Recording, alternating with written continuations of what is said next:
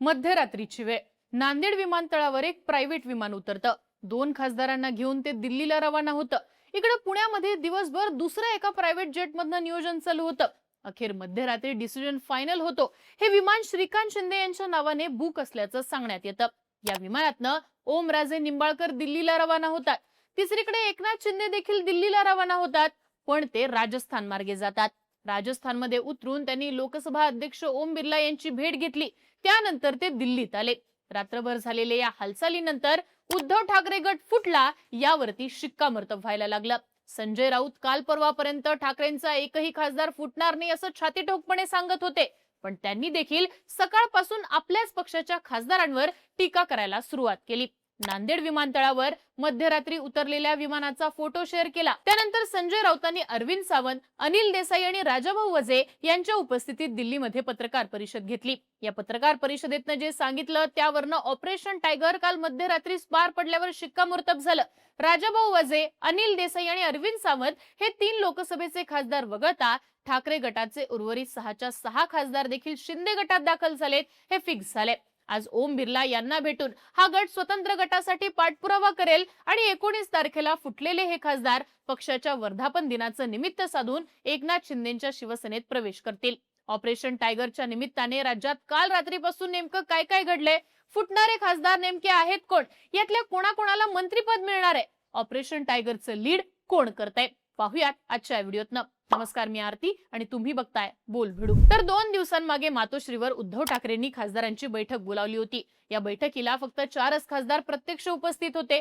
Operation tiger रोखण्यासाठीच ठाकरेंनी ही बैठक बोलावल्याचं सांगण्यात येत होतं. त्यातही 9 पैकी 4 खासदारच उपस्थित असल्यानं ठाकरे गट पुन्हा फुटणार आहे याच्या चर्चा चालू झाल्या. मात्र संजय राऊतांनी सगळे खासदार आमच्या संपर्कात आहेत, काही जणांना प्रत्यक्ष येता न आल्यानं ते ऑनलाईन उपस्थित होते असा दावा केला. अर्थात या बैठकीहून अधिक महत्वाचं काम कोणत्याच खासदारांचं नसल्यानं उपस्थित नसणारे सगळे खासदार फुटणार आहेत यावरती शिक्कामोर्तब व्हायला लागलं. आता मातोश्रीवर जी बैठक झालेली त्यामध्ये अरविंद सावंत, अनिल देसाई, संजय दिना पाटील आणि राजाभाऊ वजे हे खासदार उपस्थित होते. तर ओमराजे निंबाळकर, संजय जाधव, संजय देशमुख, भाऊसाहेब वागचोरे आणि नागेश पाटील आष्टीकर हे खासदार प्रत्यक्ष हजर नव्हते. संजय राऊतांनी मात्र ते ऑनलाईन उपस्थित होते आणि ते कसे आपल्या सोबत आहेत याचा दावा रविवारी केला होता. काल मात्र दिवसभर ऑपरेशन टायगरच्या बातम्या सुरू झाल्या. त्यानंतर मध्यरात्री हालचालींना वेग आला. याची सुरुवात झाली ती एकनाथ शिंदे यांच्या दिल्ली दौऱ्यानंतर. एकनाथ शिंदे थेट दिल्लीला न जाता ते राजस्थानला पोहोचल्याची माहिती आली. इथं त्यांची भेट ओम बिर्ला यांच्या सोबत झाली आणि इथंच कायदेशीर पेच प्रसंगाबाबत चर्चा होऊन पुढच्या रणनीतीची माहिती त्यांना देण्यात आल्याची बातमी आली.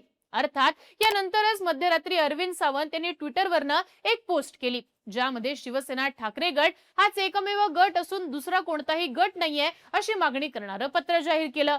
त्यामुळेच आता कायदेशीर धमकी देऊन या खासदारांना थांबवण्यात येत असल्याचं दिसून आलं. दुसरीकडे नांदेड विमानतळावर नागेश पाटील आष्टीकरांसाठी विमान आल्याचं देखील सांगण्यात येऊ लागलं. तसा फोटो देखील संजय राऊतांनी पोस्ट केला. दुसरीकडे पुणे विमानतळावर 2 प्रायव्हेट प्लेन ओमराजे निंबाळकरांसाठी तैनात ठेवण्यात आले होते. पवनराजे खून खटल्याचा निकाल काल लागणार होता, त्यामुळे ते आणि त्यांचं कुटुंब पुण्यात असल्याचं सांगण्यात येत होतं. दुसरीकडे ओमराजे गेल्या काही दिवसांपासून मीडियापासून फारकत घेताना दिसत होते. त्यांच्यासाठी विमानाची खास सोय श्रीकांत शिंदे यांनी केल्याची बातमी देखील आली. ओमराजे निंबाळकर रात्रीच दिल्लीला रवाना झाले तेव्हा त्यांच्यासोबत तानाजी सावंत देखील उपस्थित असल्याचं सांगण्यात येऊ लागलं. रात्रभर झालेल्या सगळ्या घडामोडींनंतर ठाकरे गट अखेर फुटला याच्या बातम्या आल्या. अरविंद सावंतांचं पत्र, संजय राऊतांचं ट्विट यातूनच या फुटीला दुजरा मिळत गेला आणि अखेर आज 10:30 ते 11च्या सुमारास संजय राऊतांनी पत्रकार परिषद घेऊन एक प्रकारे आपल्या सोबत आता लोकसभेचे 3च खासदार शिल्लक आहेत या माहितीला दुजोरा दिला. कारण शिवसेनेचे किमान 9च्या 9 खासदार दिल्लीत असताना देखील पत्रकार परिषदेत यातले 3च खासदार कसे उपस्थित राहिले, त्यामुळे ठाकरे गट फुटलाय यावर शिक्कामोर्तब झालं. या पत्रकार परिषदेतनं बोलताना संजय राऊतांनी सांगितलं की पैशाचा वापर झालाय, लोकांना वेगवेगळी आमिष दाखवण्यात आली आहेत. रविवारच्या बैठकीबाबत सांगताना ते म्हणाले, इथं एक खासदार व्हिडिओ कॉन्फरन्सिंगद्वारे उपस्थित होते. या बैठकीत त्यांनी प्रत्येक वाक्यामागे साईबाबांची शपथ घेतली. आपण कायम तुमच्या सोबतच राहणार आहेत असं त्यांनी ठाकरेंना सांगितलं. ओमराजेंबाबत बोलताना ते म्हणाले की काल पवनराजे खून खटल्याचा अंतिम निकाल लागणार होता, पण हा निकाल पुढे ढकलण्यात आलाय. जोपर्यंत ओमराजे निर्णय घेणार नाहीत तोपर्यंत निकाल त्यांच्या बाजूने लागणार नाही अशी धमकी देऊन त्यांना सोबत घेतलाय असा आरोप संजय राऊतांनी केलाय.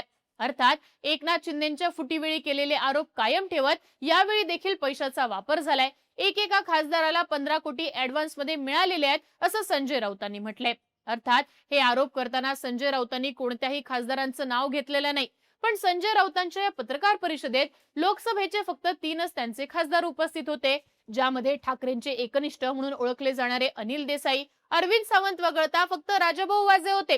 त्यामुळे उर्वरित 6च्या 6 खासदार शिंदे गटाच्या गळाला लागलेत, यावरती शिक्कामोर्तब झालंय. आता जे शिंदेच्या गळाला लागलेत त्यामध्ये नेमकं कोण कोण आहे, तर यातलं प्रमुख नाव आहे ओमराजे निंबाळकरांचं. त्यानंतर आहेत संजय दिना पाटील, संजय देशमुख, नागेश पाटील आष्टीकर, भाऊसाहेब वागचोरे आणि संजय उर्फ बंडू जाधव या 6 जणांचा समावेश आहे.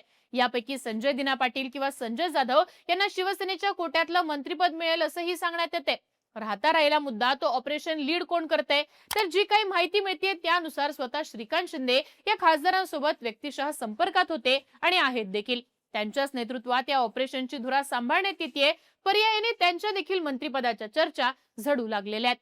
आता हा अधिकृत प्रवेश आज होतो की 19 तारखेच्या वर्धापन दिनाच्या निमित्ताने होतो इतकंच बाकी राहिले. तुर्तास तरी एकनाथ शिंदेंनी पुन्हा एकदा ठाकरेंना ऑपरेशन टायगर राबून दणका दिलाय हे मात्र नक्की. बाकी राज्यामध्ये सुरू असलेल्या या राजकीय घडामोडींबाबत तुम्हाला काय वाटतं, तुमची मतं आम्हाला कमेंट बॉक्समध्ये लिहून कळवा आणि अशाच राजकीय घडामोडींचे अपडेट्स मिळवण्यासाठी बोलबिडूला सबस्क्राईब करा.